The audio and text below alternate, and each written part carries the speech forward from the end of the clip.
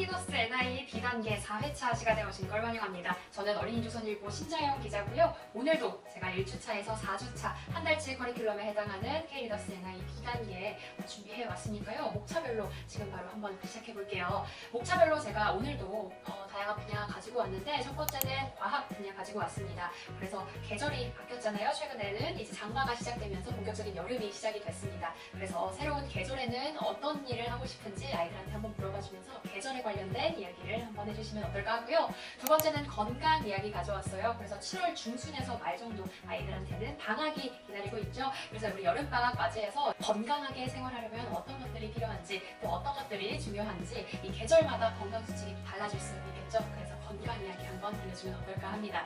3주차에는 제가 스포츠 이야기 가지고 왔어요. 저번 시간에도 제가 3회차 시간에 스포츠 종목 이야기 하나 넣었는데 제가 이번 달에도 스포츠 종목 하나 넣었습니다. 그래서 운동 경기의 종류 한번 알아보면 어떨까 합니다. 네, 4주차에는 언어 분야 가지고 왔어요. 그래서 아이들한테 물론 건강, 과학, 그 다음에 재미있는 스포츠 이야기도 들려주면 좋을 것 같지만 무엇보다도 우리 NI의 핵심 키워드라고 할 수 있겠죠. 어떻게 하면 아이들이 글쓰기, 그 다음에 나만의 생각을 조금 더 적극적으로 표현할 수 있는지 글로 한번 표현해보면 어떨까 합니다. 네, 1주차 과학부터 시작을 해볼게요. 제가 이 부분은 선생님들께 매주 지금 언급을 하고 있어서 도입 전개, 마무리, 수업 구성 어떻게 하면 좋을지 제가 1주차에서 1회차에서 3회차까지 소개를 해드렸어요. 그래서 이번 회차에는 제가 과감하게 넘어가는 걸로 할게요. 그래서 도입 전개 마무리 순으로 수업 구성해주시면 좋을 것 같다, 도움이 될 것 같다라고 언급을 해드렸고요. 첫 번째 과학 분야에서도 계절 이야기입니다. 그래서 생각 열기 시간 도입 부분에서는요. 신문을 본격적으로 스크랩 활동이나 신문을 지어주기 전에 아이들에게 각자 다른 계절에 관련된 사진이 있을 거예요. 선생님들께서는 계절과 관련된 사진을 한번 찾아보셔서 인터넷이 됐든 아니면 영상 자료가 됐든 무궁무진하겠죠. 그래서 계절과 관련된 사진을 아이들한테 보여주면서 봄에는 어떤 활동을 하는지, 여름에는 어떤 활동을 주로 하는지, 아니면 어떤 동물들, 식물들이 주로 활동을 하는지, 꽃을 피우는지, 가을과 겨울에는 어떤 일상생활의 변화가 있는지 한번 떠올리게끔 자연스럽게 머릿속에 그림을 그려주시는 겁니다. 그리고 사계절도 사계절인데요. 사계절이 뚜렷한 나라가 있고 그렇지 않은 국가들도 있잖아요. 우리나라 같은 경우는, 한국 같은 경우는 사계절이 뚜렷한 나라입니다. 하지만 고온다습한 우리 동남아 대다수의 지역 같은 경우는 여름이 1년 내내 더운 계절이 반복되는 동남아 국가들도 있죠. 그렇기 때문에 전 세계 많은 나라 중에서도 사계절이 뚜렷한 나라와 그렇지 않은 나라 한번 소개해 주셔도 좋을 것 같습니다. 그래서 분석하기에서는 본격적으로 스크랩 활동 들어가 볼 건데요. 아이들한테 신문을 좀 쥐어주시고요. 날씨와 관련된, 그다음에 계절과 관련된 사진이 나온 기사들이 있을 겁니다. 그래서 그 기사들을 한번 찾아보게끔 하고요. 계절별로 어떤 특징이 있는지 한번 이해해보는 시간을 갖는 거예요. 그래서 만약에 신문에 여름과 관련된 계절 풍경이 놓여져 있다. 그러면 자연스럽게 여름에는 어떤 활동을 주로 하는지, 여름의 날씨는 보통 어떤 특성을 가지고 있는지, 이 계절에는 어떤 행사가 주로 많이 열리는지 아이들한테 한번 질문을 던져봐 주시는 겁니다. 자, 본격적으로 분석하기에서 계절별로 특성을 조금 알아내셨다면 창조하기 부분에서는 제가 매주 말하지만요. 창조하기는 어찌됐든 분석하기 시간에 이어서 아이들한테 생각을 글로 한번 표현해 볼 수 있는 시간을 가져보는 게 가장 중요하다고 제가 이미 말씀을 드렸습니다. 그래서 창조학기에서는요, 여름방학 또는 겨울방학 두 가지 대표적인 방학이 있죠. 그래서 여름방학, 겨울방학 때 하고 싶은 일에는 어떤 것들이 있는지 한번 생각해보고 고민을 해보고 방학 계획을 한번 세워보는 겁니다, 아이들한테. 그래서 생각을 좀 해본 다음에 봄에는 이런 것들을 할 수 있고, 그다음에 이런 특성이 있고, 여름에는 조금 더운데 이런 것들이 내가 할 수 있을 것 같아. 가을, 겨울도 마찬가지겠죠. 본인들이 좋아하는 스포츠 종목이 될 수도 있고요. 그렇죠? 보통 이제 봄이나 여름 시즌에 뭐가 열리니까 야구 시즌이 열리죠. 그렇죠? 축구 시즌도 마찬가지고요.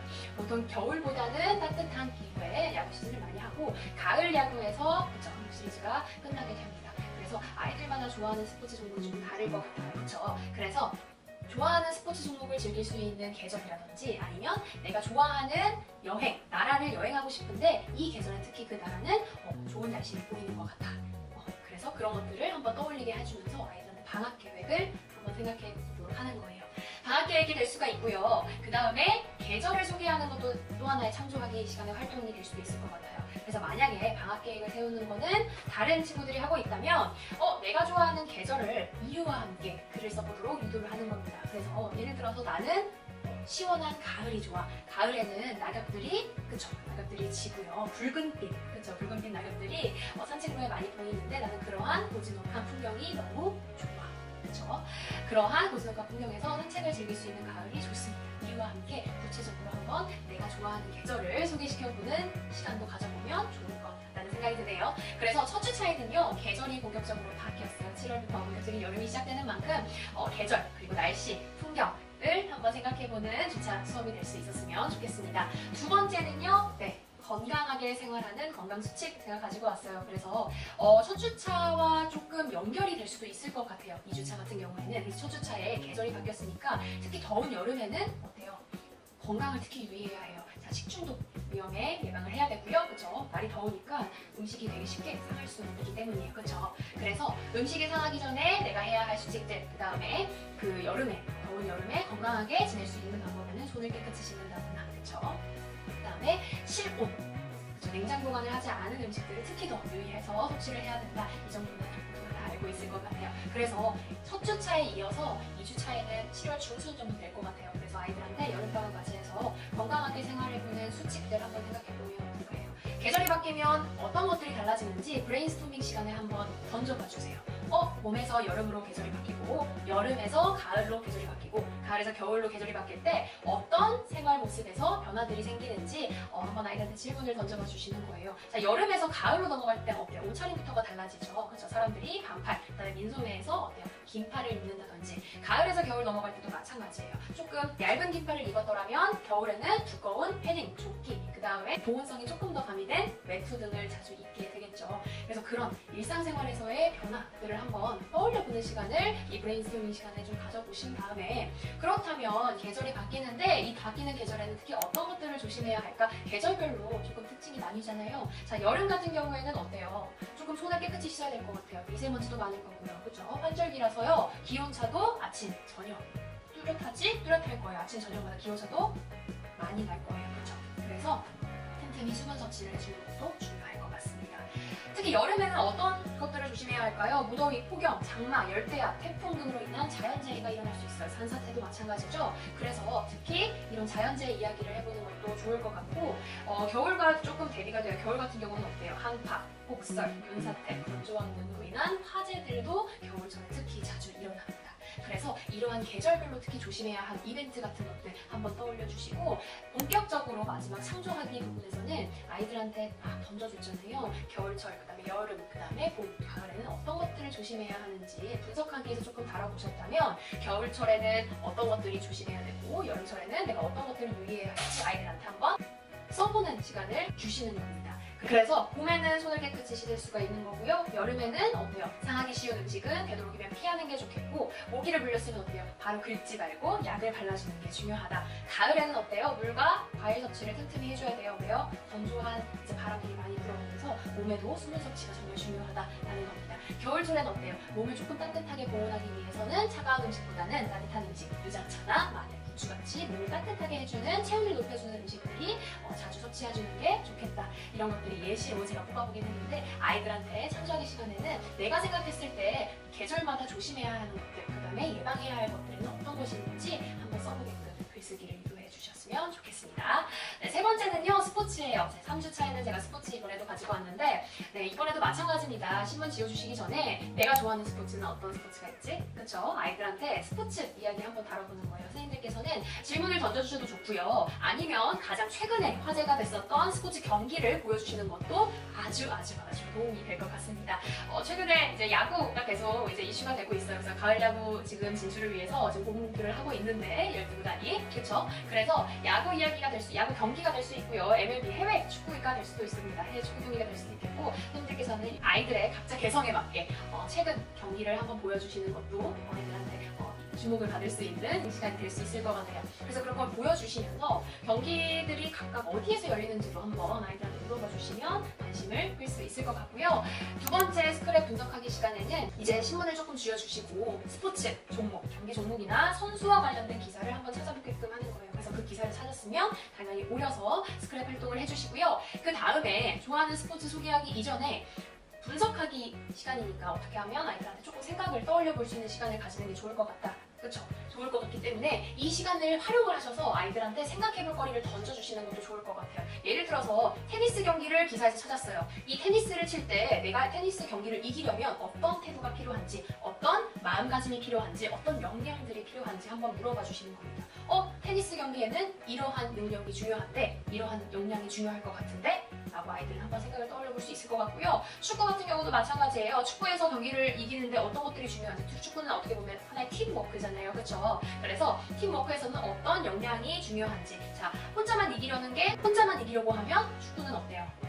공을 혼자만 갖고 있으면 어때요? 뺏기기 마련이에요. 어떻게 하면 상대 선수에게 공을 뺏기지 않게 팀워크를 발휘할 수 있는지, 그렇죠? 패스를 어떻게 하면 조금 더 효율적으로 할 수 있는지, 달리기를 조금 더 잘해야 되는지, 그런 것들이 있을 것 같아요. 그렇죠? 그래서 그런 재능, 역량, 태도, 마음가짐, 어떤 것들이 필요한지 종목별로 아이들한테 떠올리게 생각을 해주면 좋을 것 같고, 창조하기에는 제가 이번에도 글짓기, 그림 그리기 둘 다 넣어봤어요. 글짓기가 너무 아이들한테 부담이 될 수 있을 것 같기도 해요. 매번 글짓기를 할 수는 없으니까요. 아이들한테 좋아하는 선수한테 응원 편지를 써주는 것, 그거는 글짓기가 되겠죠. 그래서 나는 손흥민 선수를 너무 좋아하는데, 나는 손흥민 선수의 너무 큰 팬인데 손흥민 선수에게 좋아하는 마음을 담아서, 응원하는 마음을 담아서 편지를 쓰고 싶어 하는 친구들한테는 응원 편지를 한번 써보는 시간을 가지면 좋을 것 같고요. 아니다, 나는 응원 편지보다는 그림 그리기를 하고 싶다라는 친구들도 있을 것 같아요. 그렇죠? 그래서 내가 좋아하는 운동, 내가 좋아하는 스포츠 종목을 하고 있는 모습을 상상해서 그림을 그려보는 거예요. 흰 도화지가 됐든 아니면 공책이 됐든 그다음에 스케치북이 됐든